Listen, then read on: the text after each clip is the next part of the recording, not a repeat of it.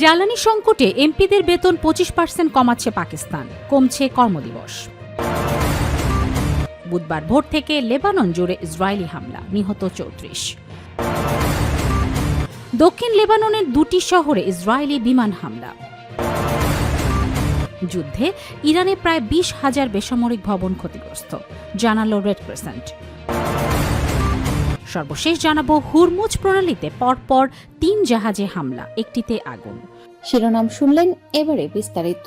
জ্বালানি সংকটে এমপিদের বেতন 25% কমাচ্ছে পাকিস্তান, কমছে কর্মদিবস।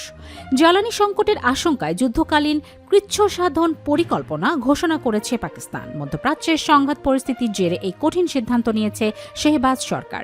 পাকিস্তানি সংবাদপত্র ডন এমনটি জানিয়েছে। সোমবার রাতে পাকিস্তানের প্রধানমন্ত্রী শেহবাজ শরীফ ঘোষণা দেন, এখন থেকে সব সরকারি অফিসে সপ্তাহে 4 দিন কাজ করবে, তবে অতিরিক্ত ছুটি ব্যাংকগুলি গ্রহণ করবে না।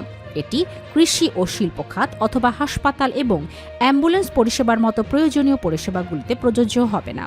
এছাড়া আগামী 2 সপ্তাহের জন্য স্কুল ও কলেজ বন্ধ থাকবে এবং উচ্চশিক্ষা প্রতিষ্ঠানগুলোতে অনলাইনে পাঠদান কার্যক্রম চলবে। প্রতিবেদনটিতে বলা হয়েছে, তিনি সরকারি ও বেসরকারি সব প্রতিষ্ঠানকে তাদের 50% কর্মীর বাসা থেকে কাজ, ওয়ার্ক ফ্রম হোম নিশ্চিত করার নির্দেশ দিয়েছেন। তবে এই নির্দেশ কৃষি ও শিল্প খাতের পাশাপাশি প্রয়োজনীয় পরিষেবার সাথে যুক্তদের ক্ষেত্রে প্রযোজ্য হবে না। বুধবার ভোর থেকে লেবানন জুড়ে ইসরায়েলি হামলা, নিহত 34।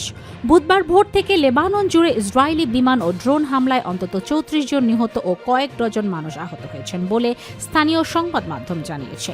আঞ্চলিক উত্তেজনার মধ্যে এসব হামলার ঘটনা ঘটেছে।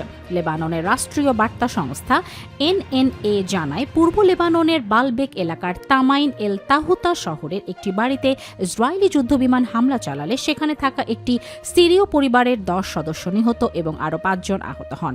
দক্ষিণ লেবাননের নাবাহতি শহরের মাহমুদ ফকিদ স্ট্রিটে ইসরায়েলি ড্রোন হামলায় 1 জন নিহত হন। একই জেলায় বিনতে জবাইলের সাফ আল হাওয়া এলাকায় একটি গাড়িকে লক্ষ্য করে ড্রোন হামলায় আরও 3 জন নিহত হয়েছেন। দক্ষিণ লেবাননের দুটি শহরে ইসরায়েলি বিমান হামলা। দক্ষিণ লেবাননের হাবুস ও আল সাওয়ানা শহরকে লক্ষ্য করে 2টি বিমান হামলা চালিয়েছে বলে স্থানীয় সূত্র জানিয়েছে। খবরে বলা হয়েছে, এই হামলাগুলো চালিয়েছে ইসরায়েলি বাহিনী। এদিকে বুধবার 11 মার্চ লেবানন জুড়ে ইসরায়েলি হামলায় অন্তত 19 জন নিহত হয়েছেন বলে প্রাথমিকভাবে জানা গেছে। যুদ্ধে ইরানে প্রায় 20,000 বেসামরিক ভবন ক্ষতিগ্রস্ত, জানালো রেড ক্রিসেন্ট। ইরান জুড়ে চলমান ইসরায়েল মার্কিন হামলার মধ্যে প্রায় 20,000 বেসামরিক ভবন ক্ষতিগ্রস্ত হয়েছে বলে জানিয়েছে ইরানি রেড ক্রিসেন্ট সোসাইটি। মানবিক সহায়তা সংস্থাটি জানায়, তাদের প্রাথমিক মূল্যায়নে দেখা গেছে যে সারা দেশে অন্তত 19,734টি বেসামরিক স্থাপনা ক্ষতির মুখে পড়েছে। ক্ষতিগ্রস্ত স্থাপনাগুলোর মধ্যে হাসপাতাল, স্কুল ও বিভিন্ন ত্রাণ সহায়তা কেন্দ্র রয়েছে। সংস্থাটি দেয়া তথ্য অনুযায়ী ক্ষতিগ্রস্ত ভবনের মধ্যে 77টি চিকিৎসা কেন্দ্র এবং 65টি শিক্ষা প্রতিষ্ঠান রয়েছে। এছাড়া ইরানি রেড ক্রিসেন্ট সোসাইটি পরিচালিত 16টি স্থাপনাও হামলার ক্ষতিগ্রস্ত হয়েছে বলে জানানো হয়েছে। হুরমুজ প্রণালীতে পরপর 3 জাহাজে হামলা, একটিতে আগুন। কৌশলগতভাবে অত্যন্ত গুরুত্বপূর্ণ হুরমুজ প্রণালী এলাকায় পৃথক 3টি জাহাজে অজ্ঞাত বস্তু প্রজেক্টাইল আঘাত এনেছে বলে বুধবার সামুদ্রিক নিরাপত্তা সংস্থাগুলো জানিয়েছে। এর মধ্যে একটি জাহাজে আগুন ধরে গেলে বেশিরভাগ নাবিককে সরিয়ে নিতে হয়। সামুদ্রিক নিরাপত্তা সূত্র জানায়, ওমান উপকূলের প্রায় 11 নটিক্যাল মাইল উত্তরে থাইল্যান্ডের পতাকাবাহী বাল্ক ক্যারিয়ার ময়ূরী নারী হামলার শিকার হয়ে ক্ষতিগ্রস্ত হয়। United kingdom maritime trade operations UKMTO জানিয়েছে, জাহাজটিতে আগুন লাগলেও তা পরে নিয়ন্ত্রণে আনা হয়েছে এবং পরিবেশের কোনো ক্ষতি হয়নি। প্রয়োজনীয় কিছু কর্মী এখনও জাহাজে অবস্থান করছে।